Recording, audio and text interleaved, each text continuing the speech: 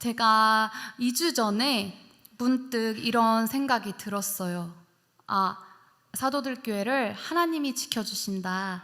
내가 걱정하기보다 하나님이 지켜주신다라는 그런 마음이 들었어요. 하나님이 또한 저희들의 삶을 돌보시고 지키셔서 오늘 저희들이 이 자리에 모여서 함께 예배드리고 있는 줄 믿습니다. 오늘 이 예배 가운데에도 하나님의 크신 은혜와 평강이 임하기를 소망합니다. 오늘은 거룩한 믿음이라는 제목으로 말씀을 나누려고 합니다. 유다서는 예수님의 형제이자 또 야고보의 형제 유다가 기록한 서신으로 알려져 있습니다. 그러면 이 편지를 쓴 목적이 무엇이냐? 우리 3절을 유다서 1장 3절을 한번 같이 읽어보겠습니다. 시작. 사랑하는 자들아, 우리가 일반으로 받은 구원에 관하여 내가 너희에게 편지하려는 생각이 간절하던 차에 성도에게 단번에 주신 믿음의 도를 위하여 힘써 싸우라는 편지로 너희를 권하여야 할 필요를 느꼈노니. 아멘. 당시 초대교회에는 핍박과 함께 심각한 이단의 문제가 있었습니다.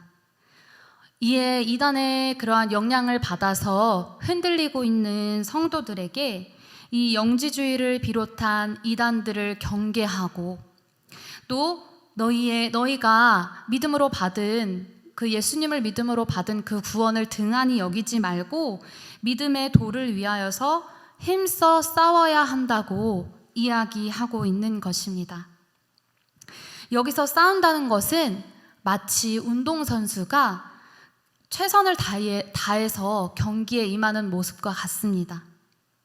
우리가 그리스도인으로서 살아갈 때에 일주일에 한 번뿐만 아니라 일주일에 한 번만 나와서 경기를 다 뛰었다고 할 수 없는 것처럼 매일의 삶 속에서도 최선을 다해 경기를 뛰며 살아내야 하는 그러한 싸움인 것입니다. 그렇다면 우리는 믿음의 도를 위하여서 무엇과 싸워야 하는 것일까요? 먼저 거짓과의 싸움입니다. 이는 이 잘못된 교훈들 또한 혼란을 주는 거짓 교사들, 이단들의 속임수를 의미하는 것이기도 하지만 또한 오늘날의 우리의 삶 속에서도 가만히 들어와서 우리의 모든 생각에 영향을 미치며 하나님을 떠나게 하는 그러한 모든 것들, 하나님을 떠나게 하는 사람들, 하나님과 멀어지게 하는 잘못된 삶의 방식을 모두 거짓이라고 할 수 있습니다. 먼저 오늘 본문 17절에 보면 유다는 예수 그리스도의 사도들이 한 말을 기억하라고 말씀합니다. 그렇다면 사도들이 어떤 말을 했었을까요? 우리 18절을 한번 보겠습니다. 18절에 보면 마지막 때에 자기의 경건하지 않은 정욕대로 행하며 조롱하는 자들이 있으리라 하였나니 라고 말씀합니다. 사도들은 마지막 때에 나타날 일어날 일들에 대해서 이제 말을 했던 것이죠. 그 거짓 교사들의 특징에 대하여서 말씀합니다. 그 특징은 이렇습니다. 경건하지 않고 또 정욕대로 행한다는 것입니다. 믿음으로 우리가 구원을 받고 의롭다 함을 받은 사람은 그에 합당한 삶을 살아가면서 하나님을 기뻐하시는 데에 우리의 삶의 목적을 두고 살아가야 하는데 이 거짓 교사들은 자기의 육신대로 또 원하는 대로 살아가는 사람들이죠. 이들의 특징은 16절에 더욱 분명하게 나타나고 있습니다. 16절을 제가 읽어드리겠습니다. 이 사람들은 원망하는 자며 불만을 토하는 자며 그 정욕대로 행하는 자라. 그 입으로 자랑하는 말을 하며 이익을 위하여 아첨하느니라. 그러면서 그러면서도 오히려 하나님을 믿고 예수님을 따라 경건하게 살아가는 사람들을 조롱하고 비웃는다고 말씀합니다. 또한 이러한 거짓 교사들의 특징은 19절에 보면 분열을 일으키는 사람들이라고 말씀합니다. 당시에 이 영지주의자들은 영의 것과 또 육의 것으로 편을 나누어서 공동체를 깨뜨리고 있었습니다. 사도 바울은 서로 불화하고 당을 짓는 이러한 일들은 모두 육적인 일이라고 하였는데, 이렇게 행하는 것은 오히려 자신들이 육에 속하며 성령이 없는 자임을 나타내고 있었던 것입니다. 이렇게 가만히 들어온 이단들은 잘못된 교훈을 퍼뜨릴 뿐만 아니라 교회에 직접적인 문제를 일으키면서 혼란을 가져오고 있었습니다. 그러므로 이들을 육에 속한 자, 성령이 없는 자들이라 라고 분명히 말씀하는 것이죠. 그리고 이러한 이단자들은 반드시 심판을 받게 될 것이라고 말씀합니다. 우리가 매일의 삶 속에서 이러한 믿음의 싸움을 싸우지 않고 그냥 가만히 머물러 있으면 우리의 이 믿음과 우리의 상태가 그대로 유지되는 것이 아니라 자꾸만 세상 유혹의 시험이 몰려오고 또 그러면 넘어지고 믿음이 계속 유지되는 게 아니라 떨어지게 됩니다. 그러므로 오늘날에도 우리 교회를, 공동체를 무너뜨리고 그리스도의 몸을 대적하는 이러한 이단들을 경계하고 또 거짓 교사들의 그 유혹을 분별하여서 싸워 믿음의 승리를 얻는 저와 여러분이 되기를 간절히 소망합니다. 그러면 우리가 붙들어야 할 말씀은 무엇인가? 우리 20절, 21절을 한번 같이 읽어보겠습니다.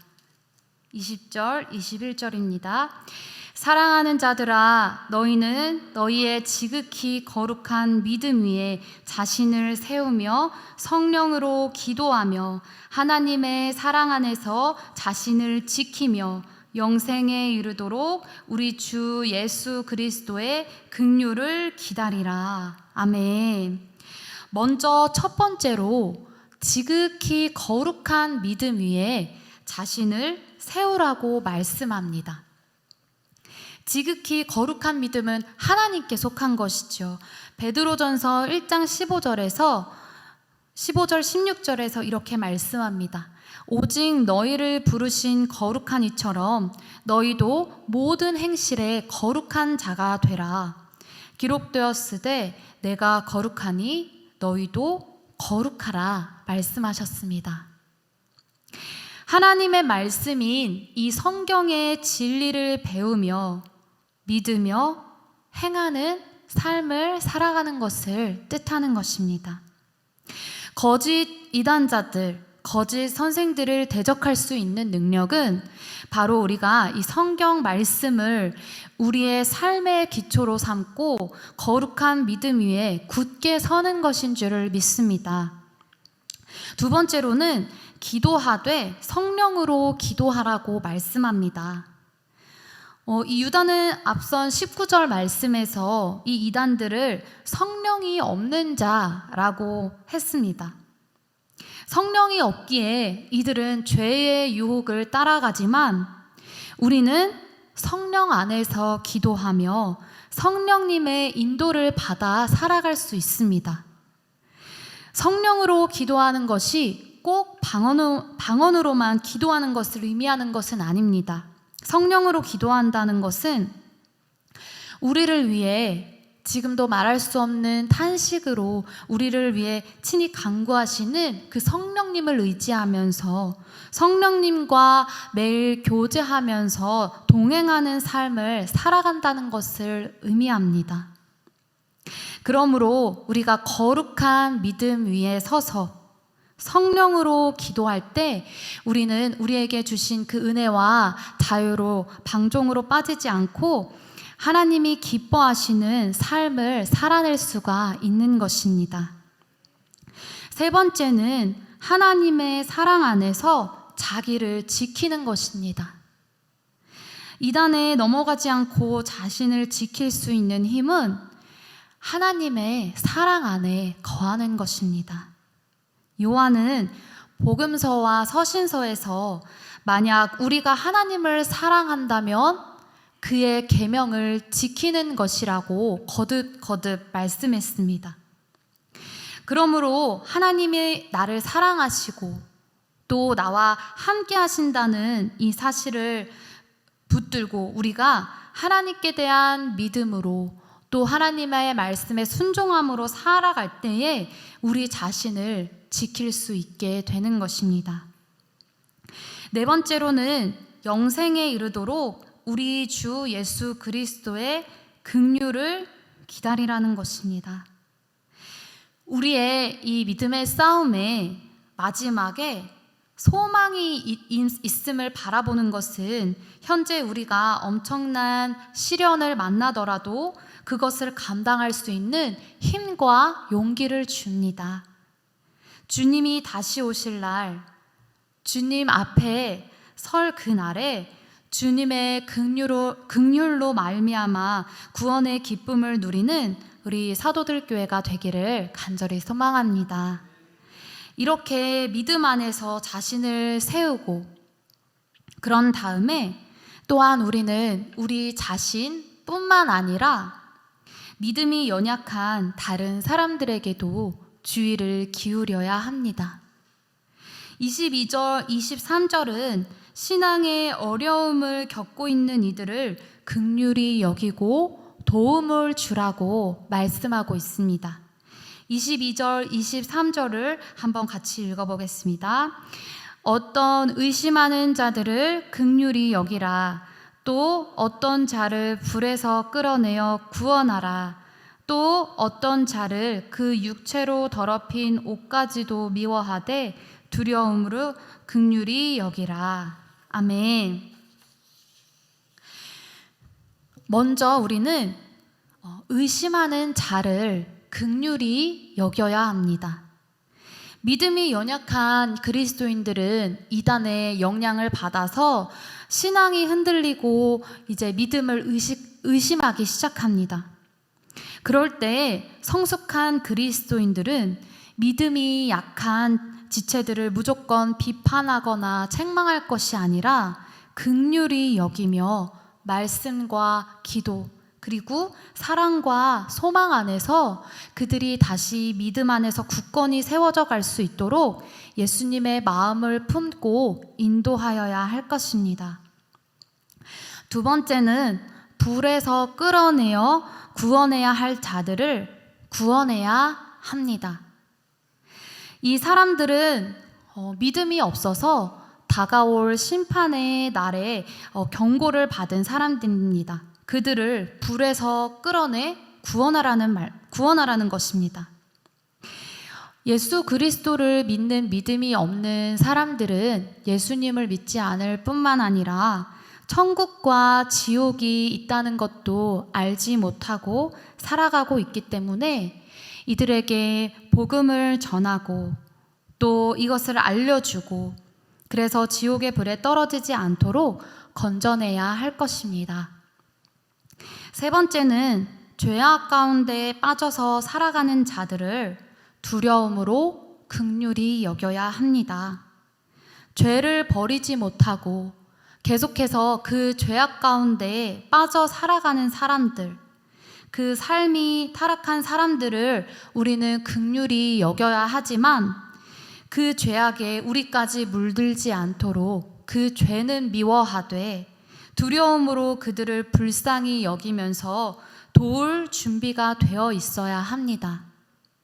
우리는 이렇게 믿음이 나 자신을 스스로 또한 믿음 안에서 말씀 안에서 세울 뿐만 아니라 믿음이 연약한 자들을 위해서 이렇게 함께 긍휼을 베풀며 기도해야 합니다. 진리와 함께 그들을 섬기는 사랑이 영혼을 살릴 수 있습니다. 이는 어떤 목회자나 리더들이나 사역자만 감당해야 하는 일이 아니라 그리스도의 몸된 교회의 지체로서 우리 모두가 감당해야 하는 일인 줄을 믿습니다. 마지막 때를 살아가는 우리에게 주시는 이 오늘의 말씀을 저희들이 붙들고 기억하며 살아가기를 원합니다.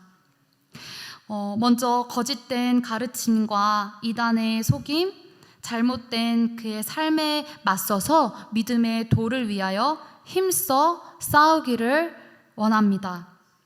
그리고 먼저 거룩한 믿음 위에 자신을 세워야 합니다.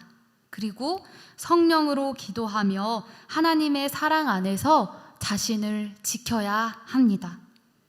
또한 영생에 이르도록 그리스도 예수의 긍휼을 기다릴 뿐만 아니라 거룩한 믿음 위에 서 있는 사람은 신앙의 어려움을 겪고 있는 다른 지체들을 격려하고 도우며 돌볼 수 있어야 하는 줄을 믿습니다. 믿음이 연약한 지체들에게 우리가 받은 것처럼 긍휼을 베풀어야 합니다. 하나님께서는 우리가 믿음 안에서 떨어지지 않도록 은혜로 보호해 주신다고 하십니다. 우리를 주님 앞에 거룩한 모습으로 설 수 있도록 그날까지 주님께서 인도해 주실 것입니다. 그러므로 오늘 우리의 삶 속에서 우리가 믿음의 선한 싸움을 싸워갈 때에 하나님께서 함께 하시고 일으켜 주신다는 그 믿음을 가지고 주님 앞에 설 그날까지 거룩한 믿음 위에 서서 날마다 승리하며 나아가는 사도들 교회가 되기를 간절히 소망합니다. 아멘.